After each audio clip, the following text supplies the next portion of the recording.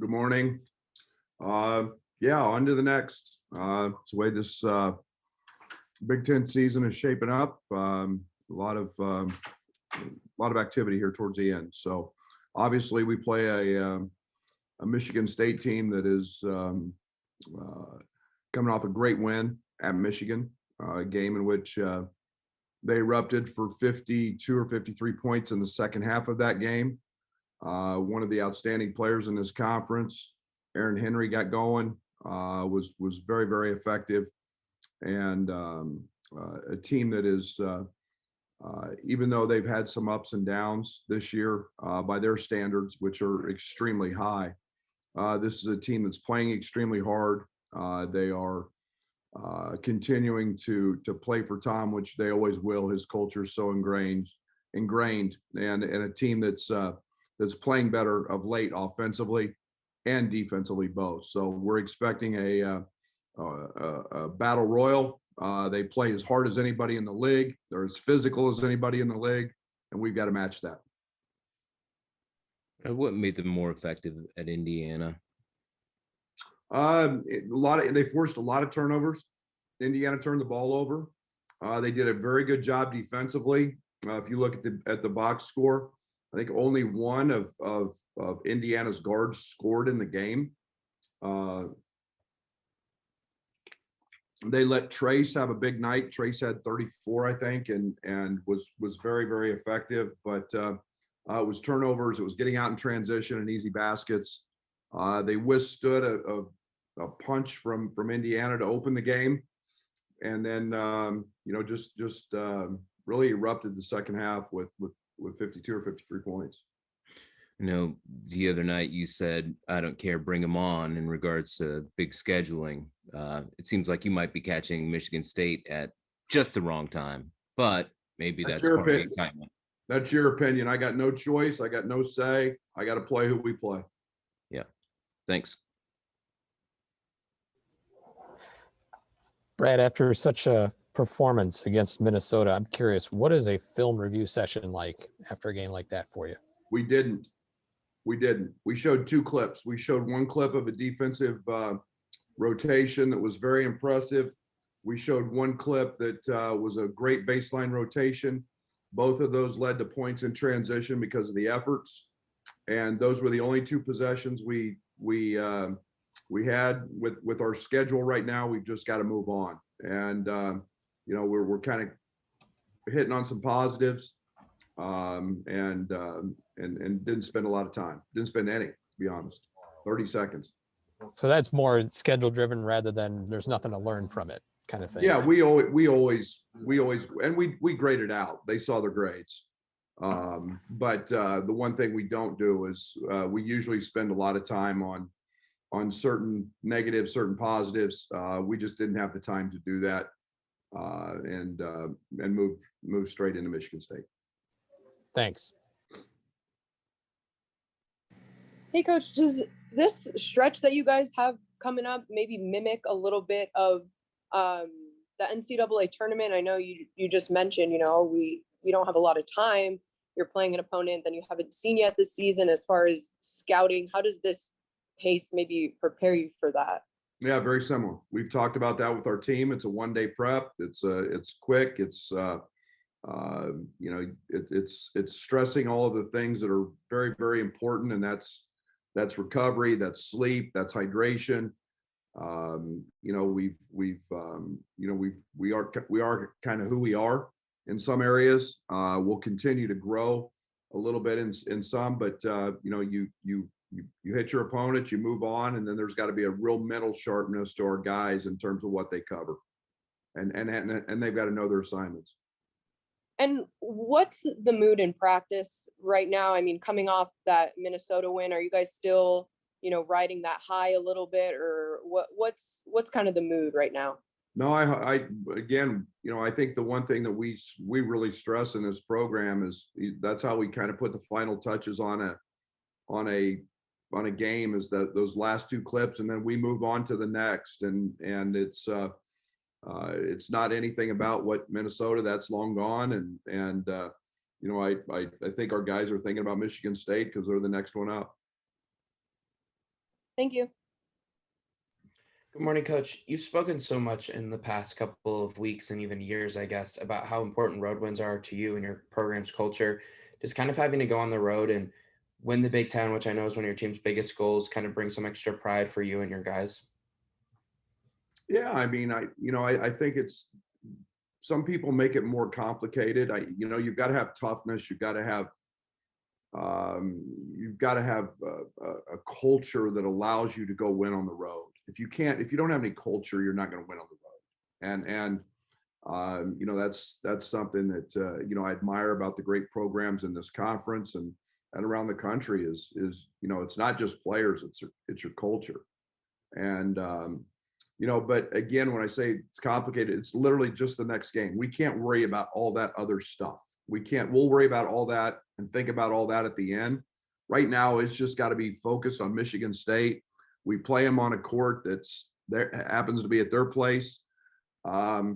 We've talked about road wins all along. Our guys know that's what we take a lot of pride in.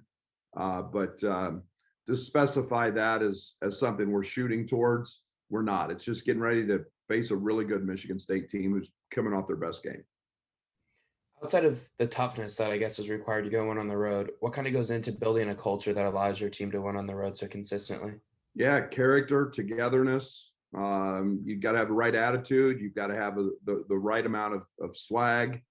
You've got to have guys that are experienced, guys that are fearless, and then you've got to have execution to go with it. So we talk about those things every day in practice, and it doesn't matter where we play. We've got to go do our part, and if we don't do our part in this league, you get beat. Thanks, Coach. Hey, Brad, the other night, Io talked about that sense of urgency is here. They feel it with the schedule down to the last 2 weeks here and the goals laid out in place. Is there something you see out of those guys that you kind of know that, okay, this is, I know where their headspace is? I mean, are there any signs that you can read that out of them? No, I think we're focused. I think we're, we see little things in practice. I mean, we're pretty sharp right now mentally. I think in terms of scouting report, we're not having to spend as much time on that stuff. I think that, obviously we're trying to compete for something that's out there, but I think we're pretty goal driven, and I like that. I think our team is pretty focused that way. And again, there's, one game at a time. We don't get ahead of anything, and we've got an NCAA tournament like week, and we've got to prepare for that.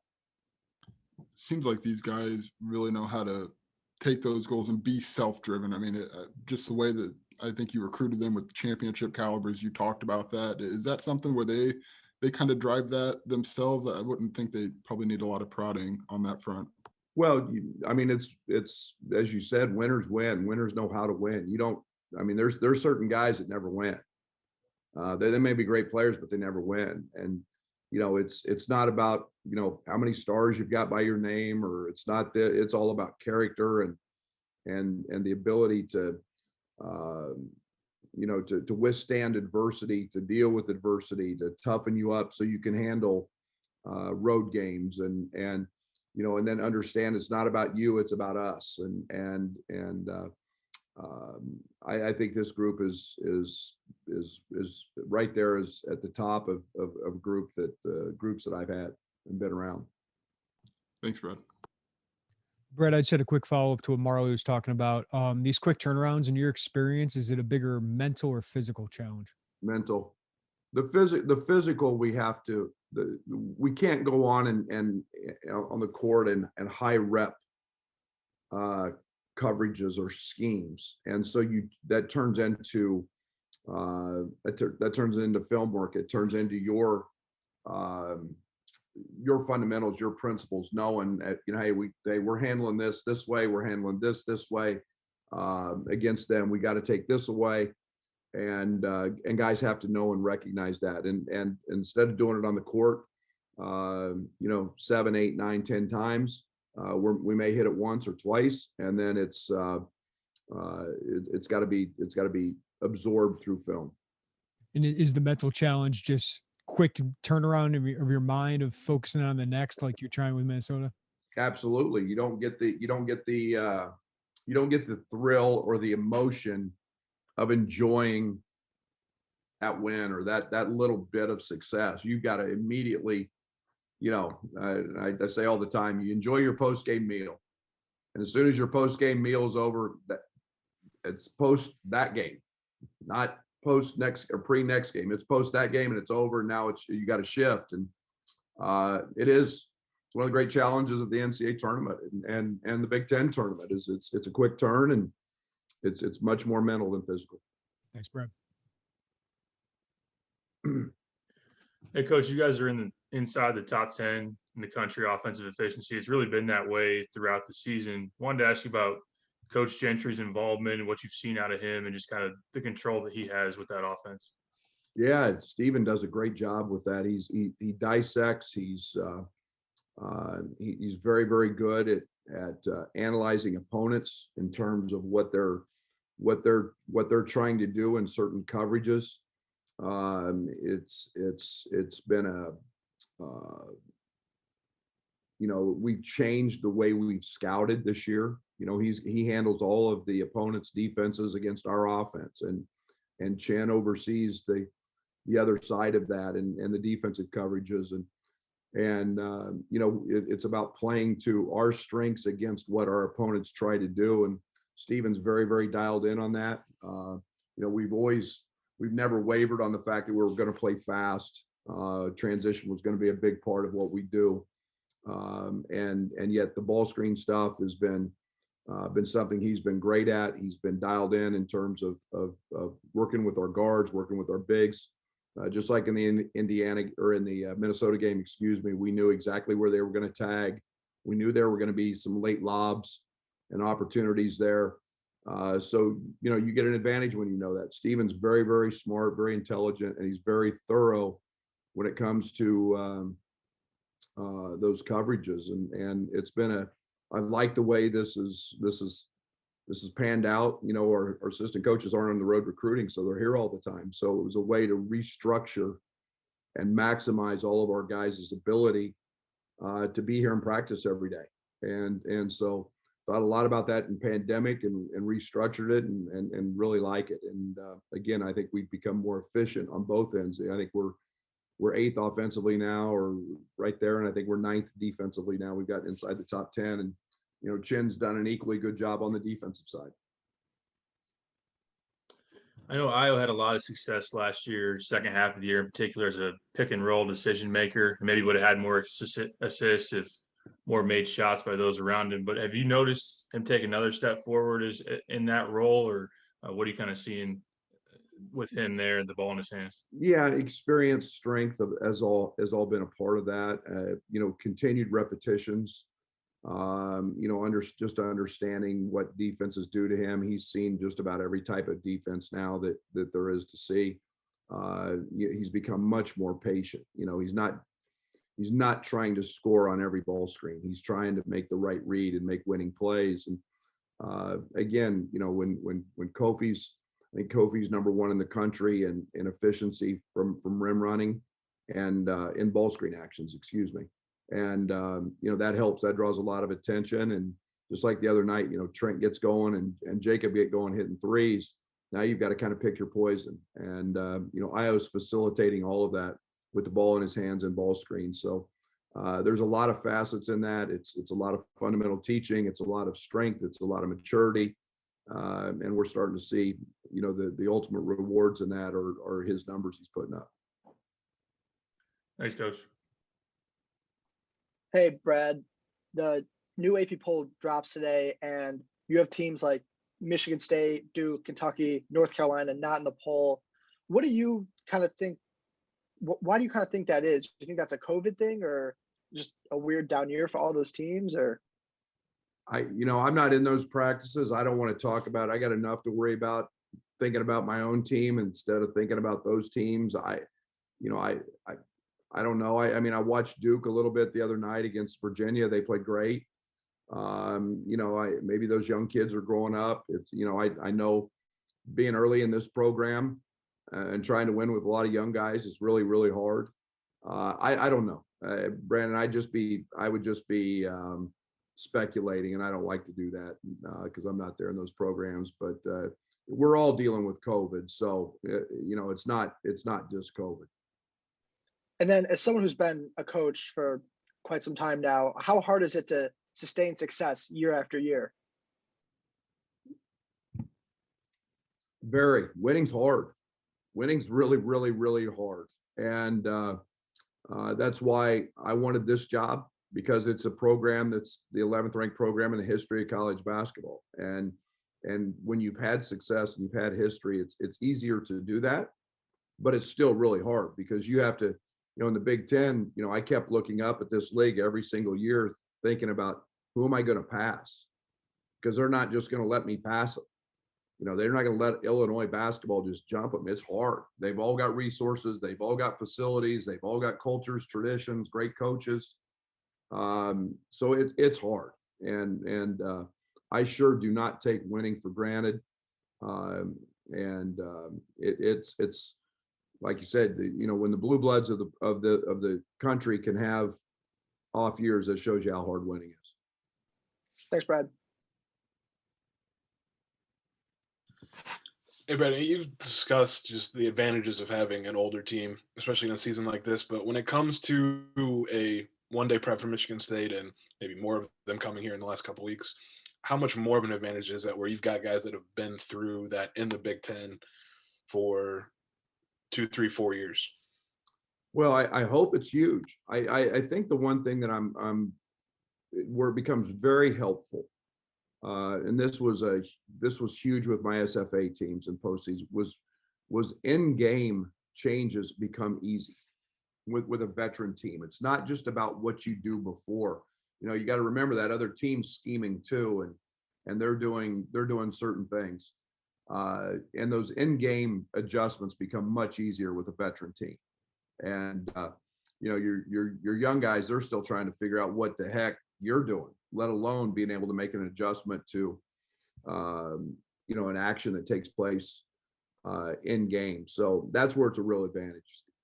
And I suppose just because of the pandemic, does the rate of travel you'll have in the last 2 weeks of the season, does that present any extra challenges, just being away from home a little bit more? No, I think the one thing that we the way we travels, we minimize it. It's pretty easy. I've said our hardest trip of the year is Northwestern, and it's in our own state.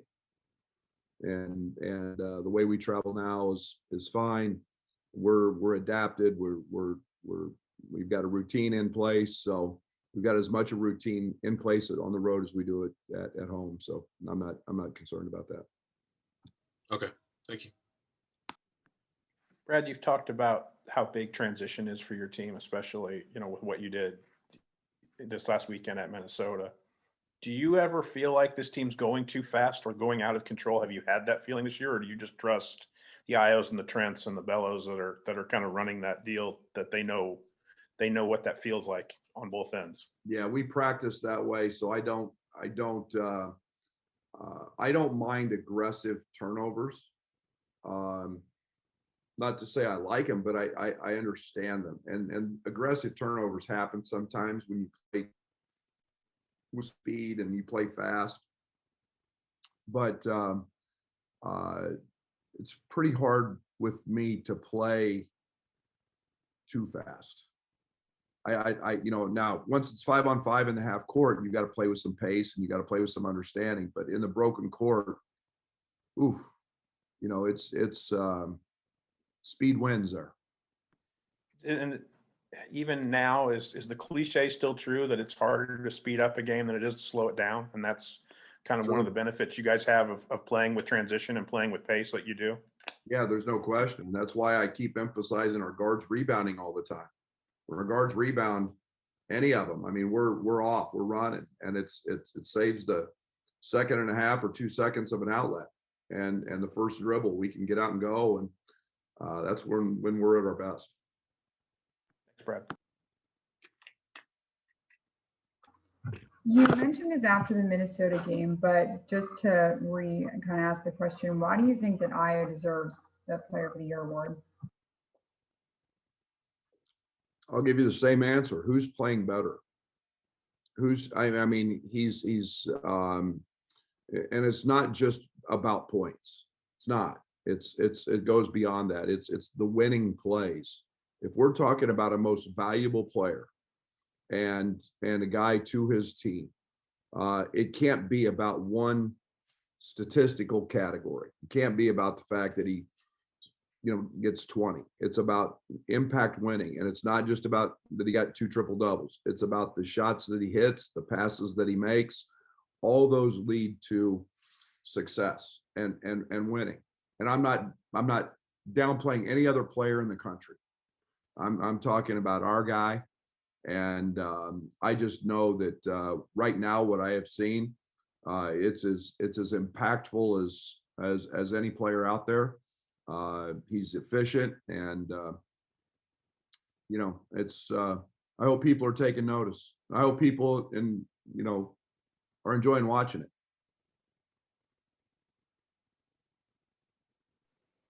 Hey, Brad, there's this website that kind of compares how your offensive and defensive efficiencies match up with teams in the past. And one of your similar profiles is the 2011-2012 K-State team with Magruder and Samuels and Spalding. Do you see a similarity between this team and that team? That team didn't have Kofi. Yeah, I mean, that team was that team struggled more. That team was a grind it out, just have to, that team needed ugly. That team was and I don't mean that in a bad way, but that team was just a probably as gritty a group, nasty, fight you, kind of do it in an ugly way, offensive rebound. It was they were a little bit different. I haven't looked back that close at the numbers, but that's what I remember about that team was, we were really good at winning really, really ugly and trying to make them just smash mouth rock fights.